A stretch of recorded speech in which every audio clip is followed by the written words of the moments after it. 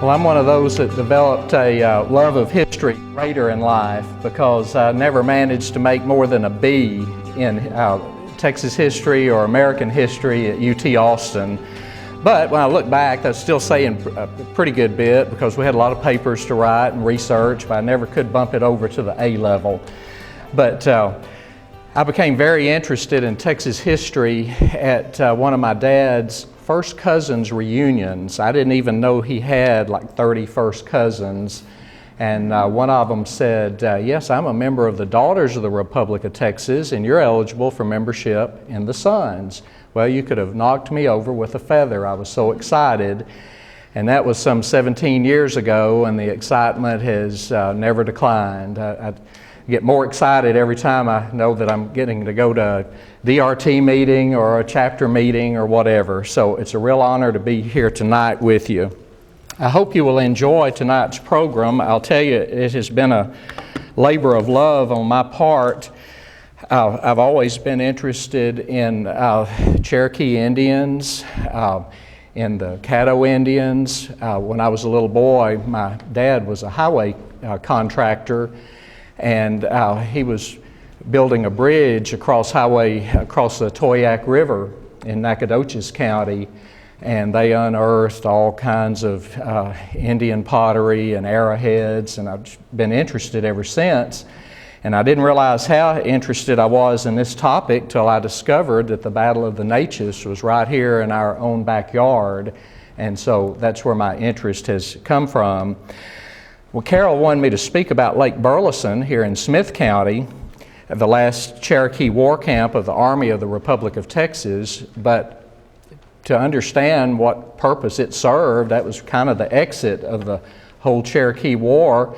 I want to give you kind of a recap of the whole program, or of the whole Cherokee War of 1839.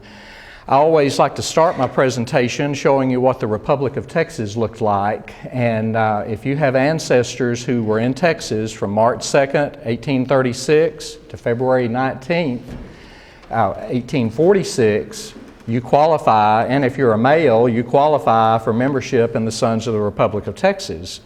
If you're female, you may qualify for the Daughters of the Republic of Texas. Just very little difference in the membership requirements. We just say you had to be here, and the Daughters have a little bit more stringent criteria to meet, but very similar. Both organizations have the same mission statement, and that is to perpetuate the memory and spirit of the men and women who settled Texas, who won and, more importantly, maintained independence from Mexico for almost a 10-year period before becoming the 28th state of the United States of America. Anson Jones lowered the Lone Star flag at the log-hewn cabin in Austin, which was the state capital, and declared the Republic of Texas is no more on February 19th, 1846. So that's why that's our cutoff date for admission into the organization. The Cherokee War of 1839 primarily consists of the Battle of the Natchez, and we'll begin in Chandler, Texas, in front of the current City Hall on Highway 31 on the eastern outskirts of town. And I dare say that most of you have not seen this marker because you're going by it at 55 miles an hour and it's on the curb, there's no shoulder. So the only way you're going to see it is to pull into City Hall at Chandler and get out of your car and walk around and don't get hit because the traffic's buzzing right by you. And there is the marker. And this is pretty much a recap of the entire Battle of the Natchez. Driven from eastern states by white settlers, Cherokee Indians migrated to the East Texas area, becoming established by 1820. In 1822, they unsuccessfully sought title to their land from Mexico. The years following were ones of an increasingly uneasy truce for both Texans and Cherokees. And in 1839, Mirabeau B. Lamar, Republic of Texas president, sent orders for the tribe to leave Texas. The Indians had obtained squatters' rights to the land from Spanish authorities. On February 23, 1836, a treaty made by Sam Houston and John Forbes from the Provisional Government of Texas gave title to the lands between the Angelina and Sabine Rivers and northwest of the old San Antonio Road to the Cherokees and their associated bands. The treaty was signed at Bowles Village, and it was located 9 miles due north of present-day Henderson in Rusk County. It was the best known and most stationary village in Texas of the Cherokees. And the treaty would guarantee the Cherokees possession of 1.5 million acres in East Texas. That acreage amounted to 2,344 square miles. Current Smith County is 949 square miles, just to give you an idea of how much space we're talking about. Have you ever seen this statue near the Adolphus Stern home in Nacogdoches, just east of downtown Nacogdoches on Main Street? This is a depiction of Cherokee Chief Bowles signing the Treaty of 1836 with Sam Houston holding it for Chief Bowles' signatory X on the treaty. Chief Bowles went by many names: Bold Hunter, Bowl, Chief Bowles, but I want to call your attention to this one highlighted in red. I saw this envelope in the Houston museum. I think it was the Museum of Natural Sciences a couple of years ago. It was addressed Colonel Bowl, Chief of the Cherokee Nation near Nacogdoches, and that was the address. It's kind of like when they say you can address a letter to the Alamo, and that's all, and it'll get there. Well, that's the way Sam Houston addressed his letter to Chief Bowl. He also went by Colonel Bowles, DeWally, and this is an artist's depiction of what Chief Bowles may have looked like. If you'd like to see the treaty, you can go to the Texas State Library and Archives Commission online and see the real thing, digitized, a color copy of it, which is here on your right, and here's a transcribed copy of it. And it talks about the treaty being, on the one part, the Cherokees and their associated bands, and 12 or so different tribes by the head chiefs, and the treaty is made conformably to a declaration made by the last general consultation at San Felipe. And this treaty really gets interesting because it names the boundaries, and that's it. Can you imagine a surveyor saying, okay, that's just named 1.5 million acres in northeast Texas? And I'm going to share it with you briefly because it is so interesting. It talks about the land laying west of the San Antonio Road, beginning on the west at the point where the said road crosses the River Angeline and running up said river until it reaches the mouth of the first large creek below the Great Shawnee Village, emptying into the said river from the northeast, then running with said creek to its main source, then due north to the Sabine River. And then said river west, starting where the San Antonio Road crosses Angelina River, and with the said road to the point where it crosses the Natchez River, and thence running up the east side of the said river in a northwest direction.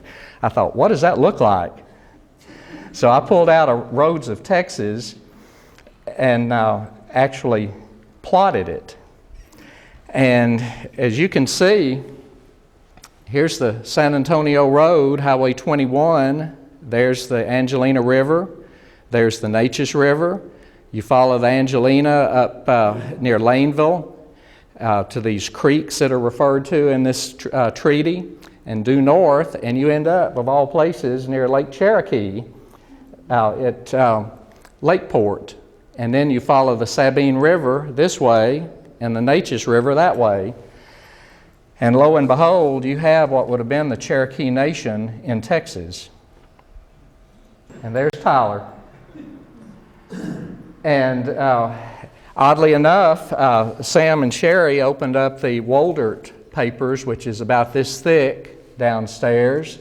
with a copy of this map compiled by Will A. Woldert in 1923. And so this was to have been the home of the Texas Cherokees in 1836. The proposed Cherokee land encompassed all of current-day Smith County, most of Cherokee County, and portions of Gregg and Russ counties. Now here's the sad part for the Cherokees. The treaty was tabled by the Texas Senate in December of 1836. This is after independence was won back on March the 2nd. And that same treaty was declared null and void a year later in December of 1837, despite Houston's insistence that it be ratified. And Houston did not like being crossed. If you've ever read about Sam Houston, he was a very determined individual, to say the least. A new land law in December of 1837 established the land office and other county land offices, creating a flood of land claimants and surveying parties who invaded what was previously Indian-held territory. The General Land Office of the Republic of Texas opened for business on January 4th, 1838. Some background information, really a lot of unrest was brewing. On Christmas Eve of 1837, Isaac Kelo Sr., his 4 sons, 2 daughters, and their husbands, and 2 single men settled on what is now known as Kelo Creek, 7 miles northwest of Jacksonville.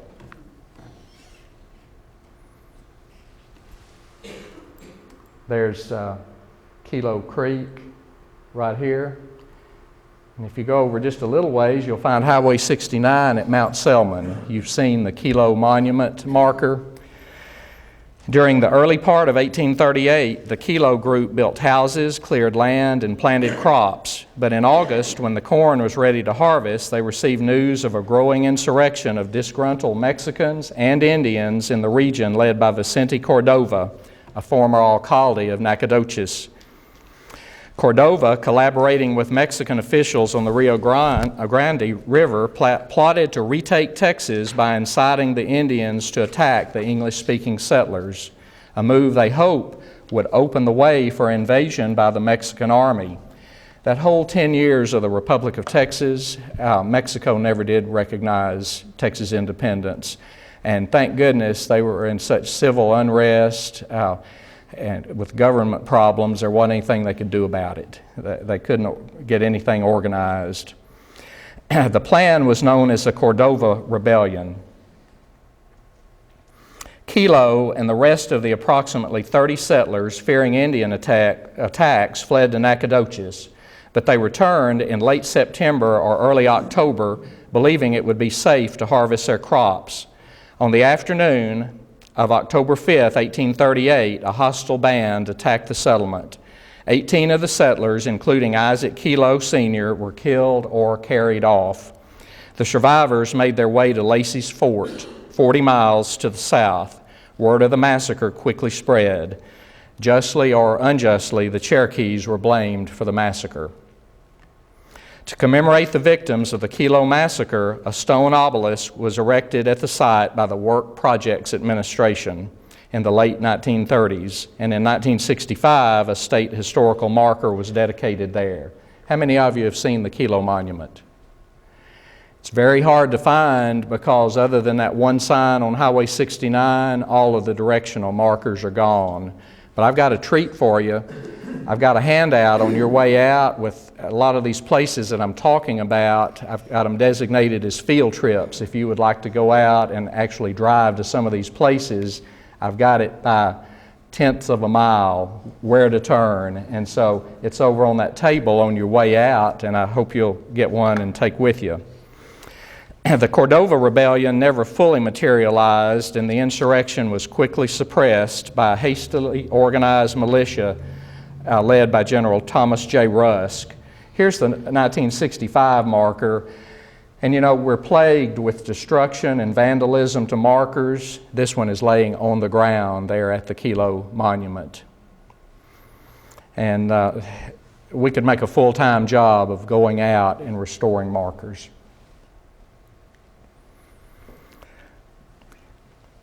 And that's General Thomas Rusk. Of course, he was a San Jacinto hero. President Houston opposed the ability of Major General Russ to call up the Texas militia without presidential consent. Houston didn't like anything that he didn't have his thumb on. After reaching Fort Houston near the site of present-day Palestine, the militia received word that the band was camped at an old Kickapoo village just south of present-day Frankston. And this is on the list of field trips, the site of the Kickapoo battlefield. On October 16, 1838, Rusk, with 230 troops, pursued the Kickapoos. The event is known as the Battle at Kickapoo Village, during which the troops destroyed their village and 11 members of the band. And I've got directions on how to get to this also. The end of the Sam Houston presidency in December of 1838 sealed the fate of the Cherokees in Texas. And here's the Fort Kickapoo. Here's present-day Frankston. And there's a little farm-to-market road, Farm-to-Market 19. And in town, it's called Kickapoo Street. So, you know, our history lives on, but people don't realize what it's for. They thought, well, that's a catchy name. I'd like to live on Kickapoo Street. Don't have any idea it was an Indian tribe, you know, or that there was a battle. You can go read about it 5 miles down the road. But Marabou B. Lamar assumed the office as second president of the Republic of Texas in December of 1838 with David G. Burnett as his vice president. I learned the pronunciation of Burnett from one of my longtime favorite DRT friends, and she said it's burn it, darn it, learn it. Historian James Haley states, Lamar set out, and I'm quoting, with a jarring swiftness to efface Houston's imprint upon the government.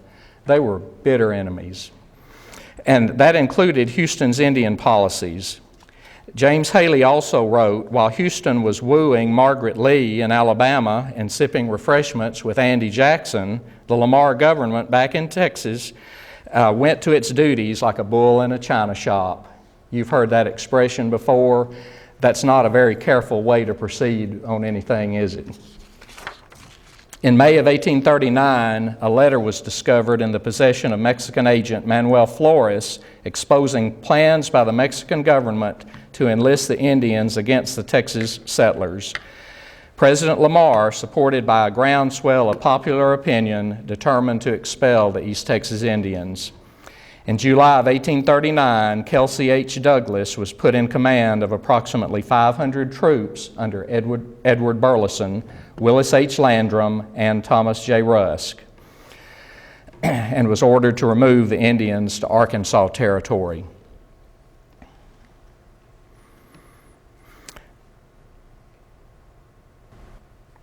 General Rusk's East Texas Regiment, accompanied by Secretary of War Albert Sidney Johnston and Adjutant General Hugh McLeod, established Camp Johnston in the extreme southwestern corner of present Smith County, and that will be on your handout also. The Army camped on Council Creek, 6 miles south of the principal Cherokee village of Chief Bowl, and dispatched a commission on July 12th to negotiate for the Indians' removal. The Indians agreed to sign a treaty of removal that guaranteed to them the profit from their crops and the cost of removal.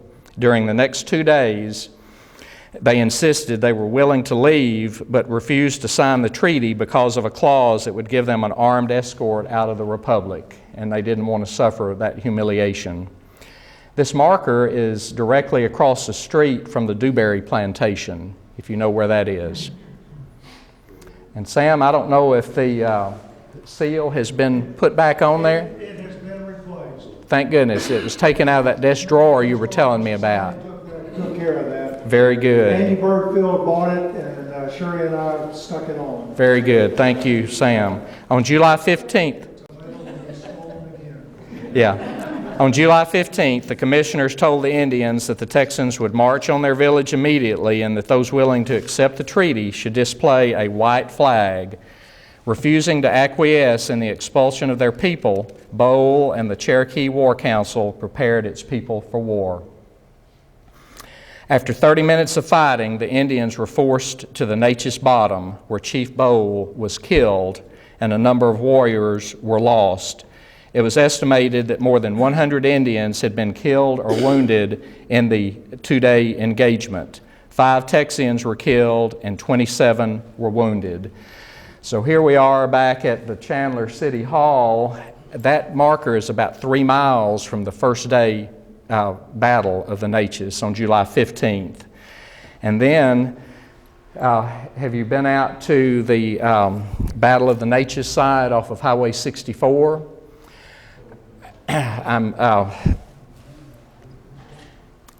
This kind of gives a recap of the places that we've talked about. The Kilo Massacre, and here it is on the roads of Texas. And I think this sheet is on your handout too. The battle at Kickapoo Village. This is where the Camp Johnston was, across from Dewberry Plantation. And then the first day battle, of course, the Natchez River, now Lake Palestine. And by this time, Bowl and his people were over here. Around Emerald Bay was a big salt deposit. And of course, that's now covered up by Lake Palestine. And that's, you cross Highway 31 where people are always fishing there at the Natchez River. And then the second day battle was due north, right up here at Old Delaware Village. Gives a little better view of it, and just a short distance from Tyler.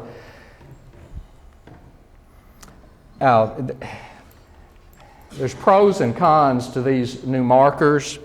It's great that they have a marker number. How many of you are familiar with those marker numbers? You can use your mobile device, put in historical marker number so-and-so, and probably pull it up. The bad news is that sign replaced a sign that said Battle of the Natchez, Chief Bowl, a big old sign. So we've lost our history to so many of the passers-by because most of them aren't interested in that number. They're not going to look it up. So I can't tell you whether it's a good thing or a bad thing, but it's out of our control what happened. And anyway, that's the 1936 Texas Centennial marker to Chief Bowl. And they know that that is where he was killed, and it's a fairly interesting story. You say, well, how do they know the spot? Well, because his body laid there for years, and old-timers were able to tell people in 1936 that's where the body was. Kids of people who knew where Chief Bowl's body was. On July 21st, the Texans marched toward the headwaters of the Sabine River. Along the route taken by the fleeing Indians, numerous huts and fields were destroyed that afternoon, and several villages and more than 200 acres of corn were burned on the morning of July 22nd. The destruction continued during the pursuit of the Indians, which was not abandoned until July the 24th. Most of the Indians fled to Cherokee lands outside of the Republic. As the Cherokees were crossing the Red River into Indian territory, a party of hunters fired upon them, killing 4 of their number. That was their farewell to Texas. Our very famous East Texas historian, Bob Bowman, relates this story. He says this tragedy is akin to the Trail of Tears. It's really nothing to be proud of at all. It's a dark part of our history, but history is history, and we know not to change it. We tell what happened and hopefully don't repeat the same errors or same misfortunes and mistreatment of people. The last camp of the Texas Army is marked by a 1936 Centennial Texas historical marker at a lake known as Burleson Lake, just south of the Sabine River, south of Mineola in northern Smith County. And have any of you been to Lake Burleson? Quite a few in here. Well, I'll tell you something. You may get to see your only view of it here tonight unless you organize a group tour to go out there, and I'll show you why the access is so difficult. That is the actual marker. Am I on a speaker? But at any rate, this is the marker at Burleson Lake, and it is part of a Burleson wetlands. Here along Highway 69, just south of the Sabine River, when it used to be 2 lanes of traffic, there was a historical marker from 1975 that said approximately 3 miles from here is Burleson Lake, the last camp of the Texas Army after they finished at the Battle of the Neches. And that sign has been stolen 3 times. And after they did this final widening, well, there was never any intention of putting that marker back, which I think is most unfortunate. That text is in your handout, and so I know you can find this in Why Stop, that tells about the historical markers in Texas. But it's my opinion that when we lose a historical marker, we've lost part of our history, because some people are curious enough to stop and read what the sign says. And this was an excellent recap under General Kelsey Douglas, Thomas Rusk, Edward Burleson, Willis Landrum, and Albert Sidney Johnston of Civil War fame. Everybody knows Albert Sidney Johnston. He has this beautiful marble marker on Republic Hill at the Texas State Cemetery, done by famous sculptress Elizabeth Ney. At any rate, I ordered the Army mustered out after its decisive victory in the Battle of the Neches against Chief Bowles of the Cherokees and associated tribes on July 16th in Van Zant County. From the Burleson Lake Camp, the soldiers departed for their homes on July 25th, 1839. Well, the reason that you'll probably have a very hard time seeing that marker is the only access to it is through Enchanted Lakes, a subdivision that was formerly a locked, gated subdivision. 1.3 miles over multiple speed bumps through Enchanted Lake subdivision to the entrance of Burleson Wetlands. Now you've got to really want to see a historical marker in a bad way to do that, and I don't think most of the traveling public's going to do that. Those of us who love history, we may not do that. But I'm just curious enough to seek it out and find it, and so I got up to this locked gate, but that didn't keep me from, it was dummy locked, so I just took the chain off and drove on in, and hoping that I wouldn't get shot. And there's been some discussion in years past. I've been a part of the dialogue with you about, well, how about moving that 1936 marker out here to the front entrance to this gate at Burleson Wetlands? Well, my only objection to that is, again, who's going to drive in through that Enchanted Lake subdivision to see the marker? And I'd rather have it where it was placed by this wonderful commission in 1936. It placed all these Texas historical markers, call them Texas Centennial markers. But that's just my opinion, and that doesn't count for anything.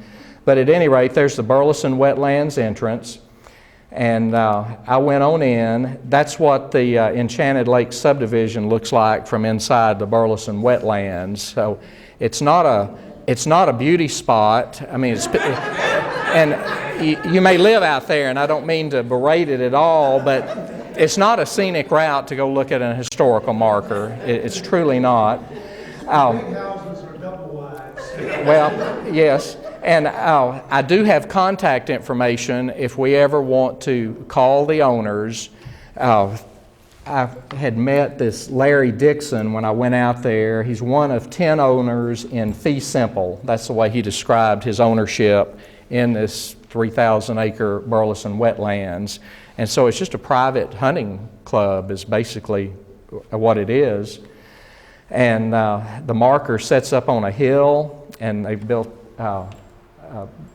beautiful camp house in the back. You can't see all it. Oh, it really is. That's just the pump house there that you're seeing. And but here's what happened when Burleson Lake was accessible to the public. You see what happened. People chiseled on it. They thought that would be a good idea to do away with some of the names.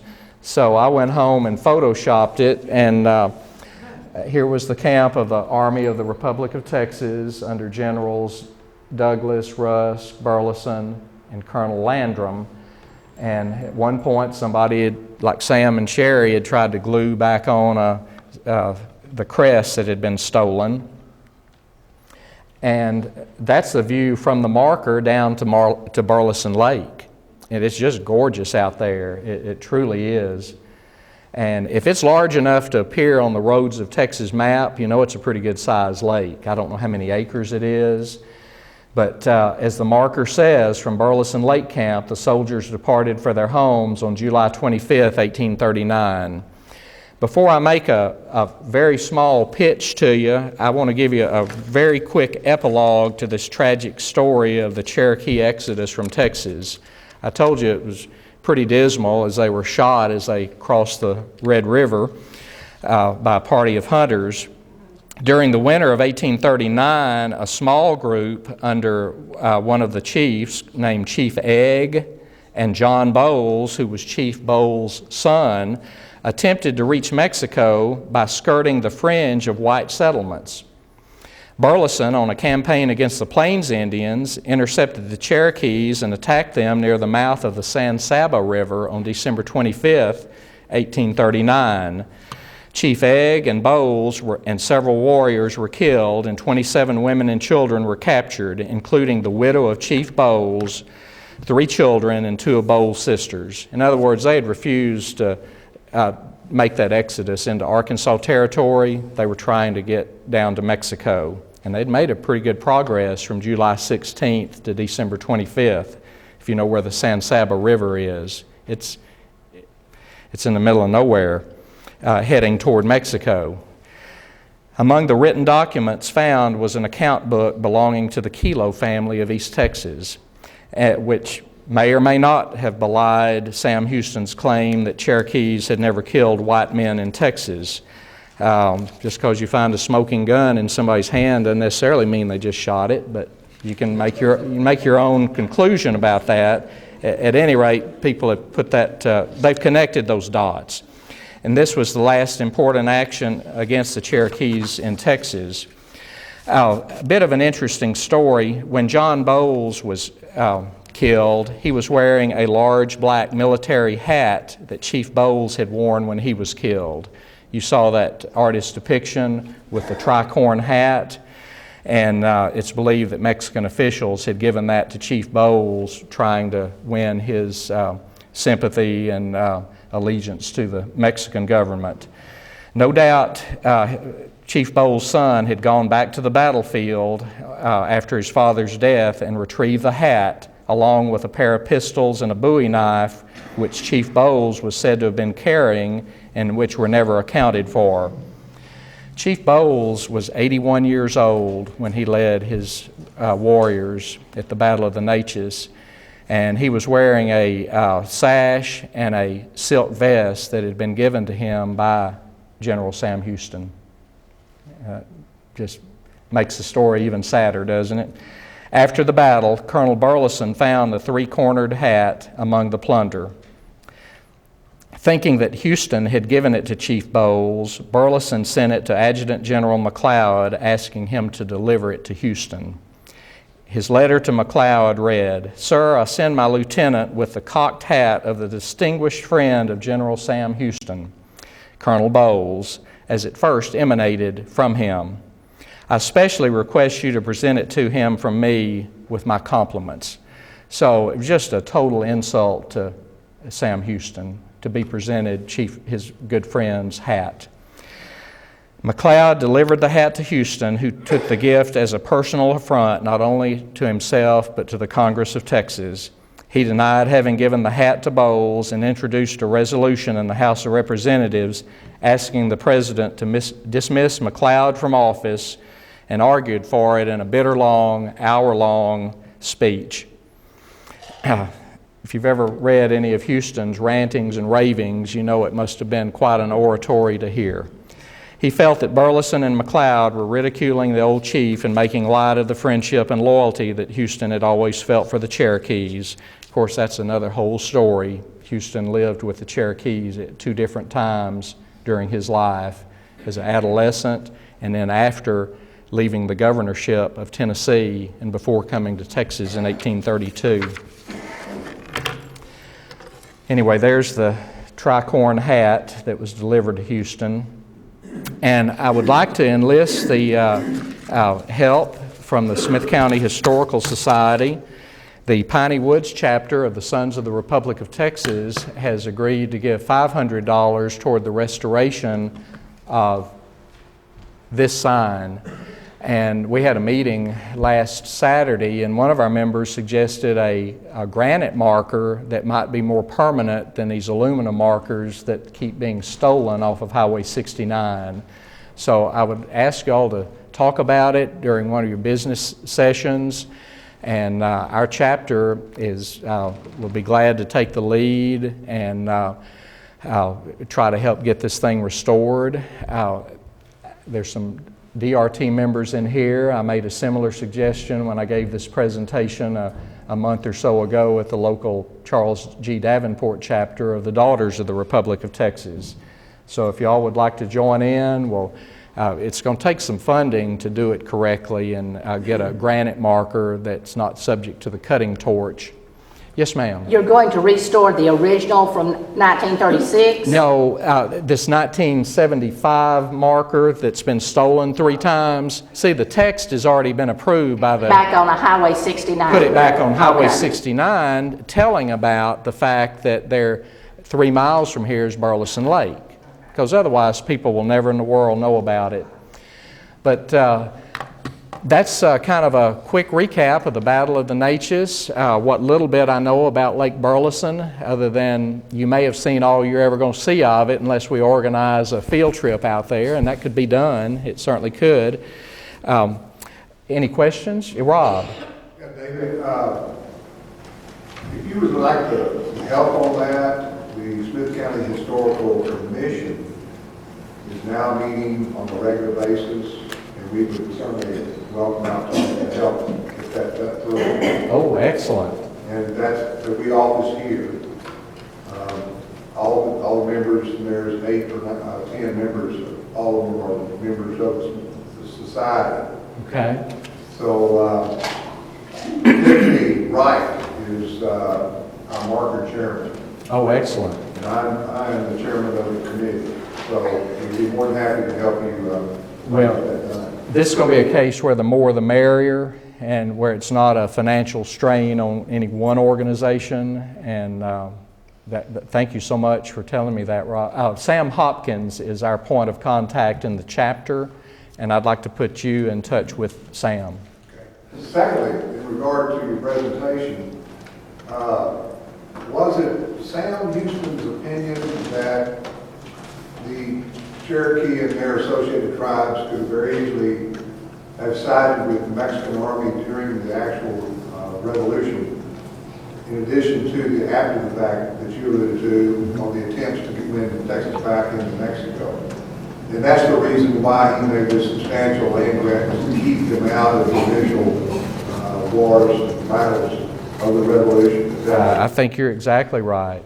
Yes. And they did. They stayed out of it. And for that reason, my understanding that settlers tend to hop over that area because there was some chance that their claims were legitimate. Right. And the settlers went over, and the other reason because the black men prairie and then all these trees cut in for cotton. Sure. But the other reason was that they were concerned there might be some title issues, and the Cherokees did have a legitimate right to claim. Nobody wants to come in and settle an area that they may lose.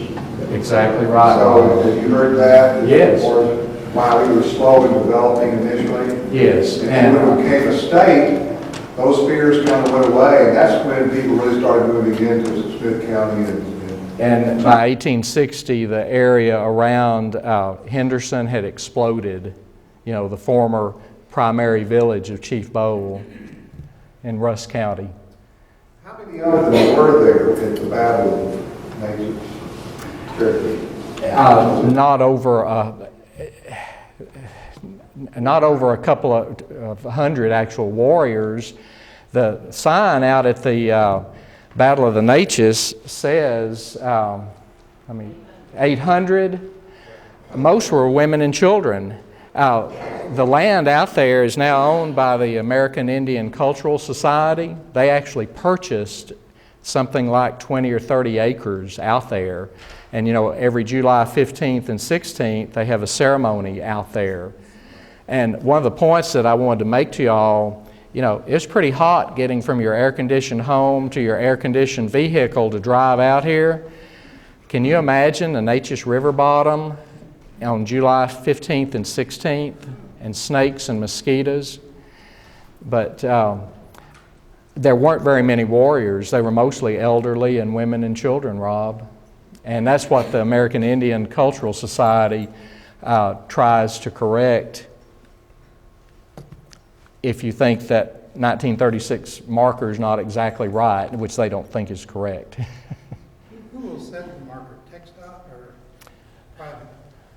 Which marker? Seems like the one that you want to replace. Okay, the highway department, I think, will help us do it, but see, they've got to make a new pull-off and everything, because that's all been erased with the widening of Highway 69.